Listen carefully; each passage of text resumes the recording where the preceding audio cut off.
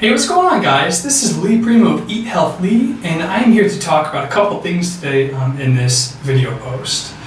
As you guys all may know, and anyone who maybe hasn't followed yet, I consume Soylent, this product here, which is a Dutch company based out of Amsterdam, the Netherlands, for 6 months straight, and solely consumed it itself 100% plus water, coffee, and decaffeinated teas. Decaffeinated coffee as well, excuse me. So I did that for 6 months straight, and I did very in-depth blood testing. I did my weights. I measured my blood pressure and the glucose daily, 8 times a day, and I made a blog space about it. Again, below I'll put the link for the blog space so you guys can see. And I found some very interesting results in form of blood lab work and the amount of weight I lost from consuming Joylent for 100% for 6 months. So let's get into the blood testing. I have all the results here in front of me.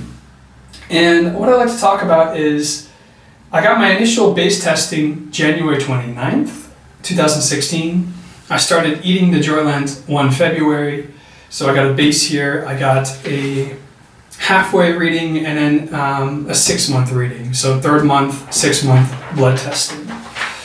So before I began the experiment, let's go into that. The only things that were out of normal bounds and elevated were my ALAT, which is the alanine aminotransferase, which is a liver enzyme. Mine was actually almost double what the normal range was. So it was pretty elevated. And my uric acid was only slightly elevated, but just by a point, so that's not significant. Other than that, everything else I tested was in normal ranges. If you want to know exactly what I tested, you can go to my blog space. I listed every single thing on there for you guys to see. So going into that, 2 months, about a month later actually, so around March 16th, I went in and I tested my LH and FSH. So I didn't do that in the initial testing, I want to make that clear, but I was curious as to if consuming soy, which is a majority of and a lot of in Joylent's product, will it have an effect on my hormones? Like maybe some people I've read on the internet where soy consumption can affect male testosterone something to that nature.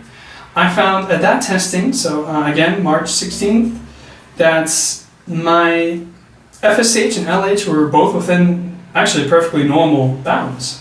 So that was great to see. Let's move on to when I tested at April 29th. So this is essentially the 3 month mark testing. My uric acid was only slightly elevated. Not enough to be considered significant. My HDL cholesterol was significantly lower than it should be. My albumin was only slightly elevated, not anything of significance. Vitamin B12 was slightly elevated. This, of course, I think makes sense because I was consuming about 2,700 calories a day of the Joylent, so much more than what's in the 100% RDA of the bag. So to me, that makes sense.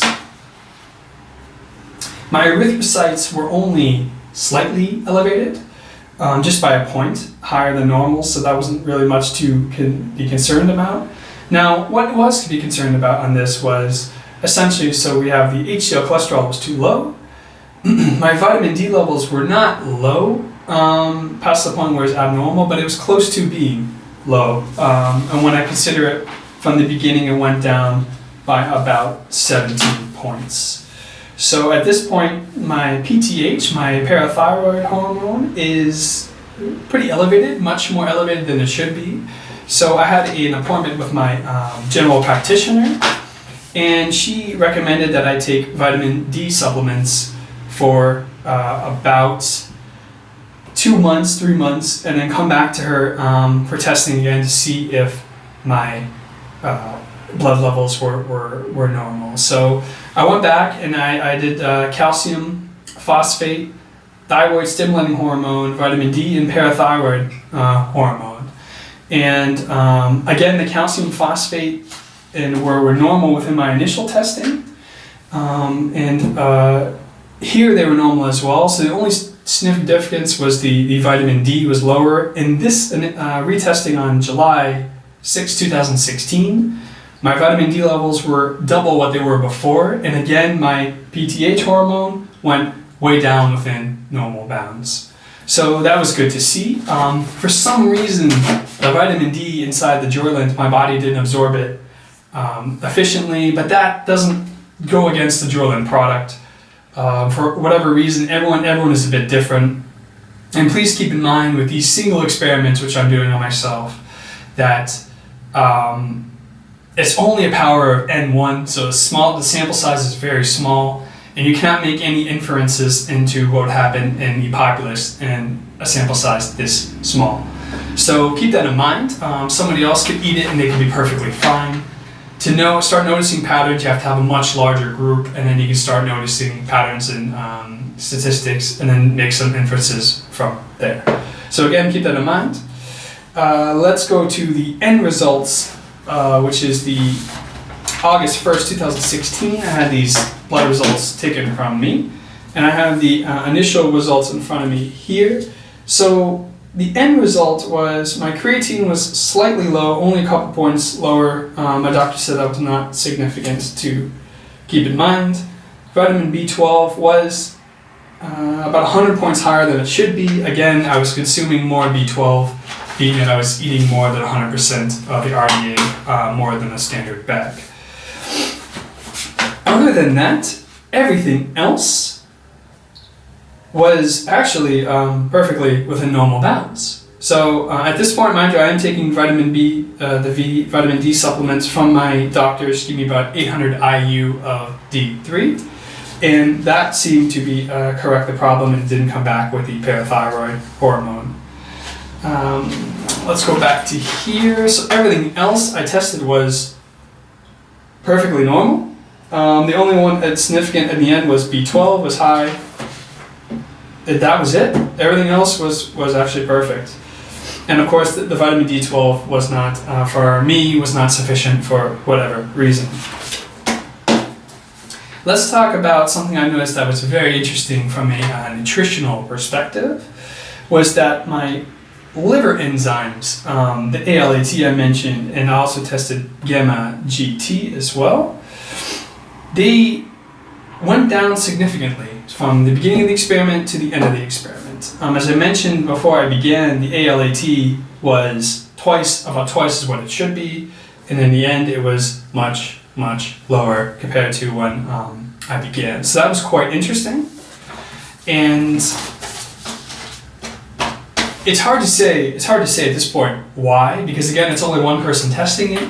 But my hypothesis has to do possibly with the amount of sugars in foods and liver health. As I mentioned before, I watched a lecture by Dr. Robert Lustig in the fall.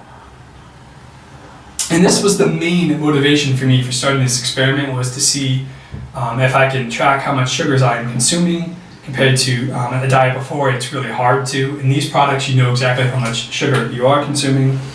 And to test my blood and see if I noticed any differences. I was looking mainly for liver enzymes, but I tested a much more greater base to give something back to the Joylent community so you guys could see as well. So that significant difference got me thinking that possibly one of the variables that were different was the amount of sugar I was consuming. Before I was consuming greater than 34 grams a day, and around this time I was consuming around 34 grams a day throughout the experiment. So moving on to part 2 of this video, tomorrow I'm going to begin the exact experiment I did with Joylent, only with a product that I'm making of my own. I do not intend on selling this product. I only made it for the experiment to test, again, the same what I'm doing now. And the reason why this product is different from Joylent is it will contain much less sugars in them than Joylent does. Now with that comes, the product to me might be a bit more boring of a taste, and that's something I'm willing to deal with just to see if this hypothesis could be onto something with the relation of sugar and liver health, mainly sucrose and high fructose corn syrup. So I'm making my own product. I'm going to test it for 6 months. I'm going to do like I mentioned, same exact testing I did here, and I'm going to post the results just like I did on my blog space. I'm going to make videos here on YouTube. So I'm very, very interested about that. And I'll post details about what is included in the ingredients and how much on the blog space itself. So again, that link will be in the bottom of this video. You guys can follow along with that. In addition, I would like to mention that a future project I'm working on is called, when I will be eating insects to replace my protein source. So I'm going to do the exact same testing I'm doing now with the Joylent and with my second product, the product I'm going to eat with insects. And I've been networking with Miss Anna C. Day. She is she runs a blog space called For Ento. And what she's the backbone to the edible insect industry.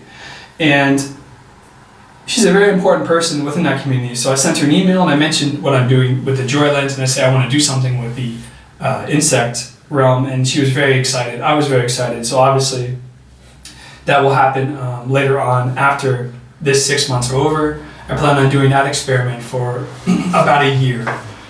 So that's something to look forward to for you guys. And I'll be testing the amount of protein in the insects. I'll place it with all my other protein sources to see if the protein in the insects are adequate enough for human consumption and to essentially live off of. So that I'm very excited about. I'd like to conclude a couple things. First, to you guys as the viewers.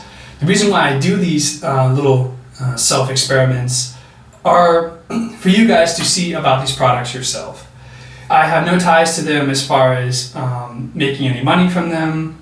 This is 100% voluntarily done.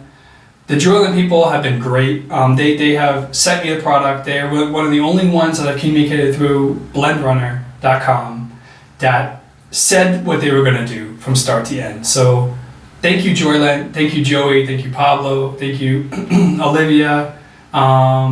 If I forgot to mention you, I apologize, but you have all been great, and you guys are pretty much a stellar company in regards to what you guys do. In addition, I'd like to thank Dr. Rob Arts. He's a good friend of my fiance's who helped me look over the blood results and give me some advice what to test for the next round coming up. I'm going to test a little bit more different things, and he told me what would be redundancies to test. So thank you, Dr. Rob. Again, I appreciate the help. Other than that, I'll conclude. This is it for now, guys. I'm looking forward to starting this second half of the experiment. Again, please subscribe if you haven't, because any updates I put onto my channel or my blog space, you guys will be updated and sure to be filled in the loop. Again, thank you guys for watching, and I'll see you guys next time. Take care. Bye.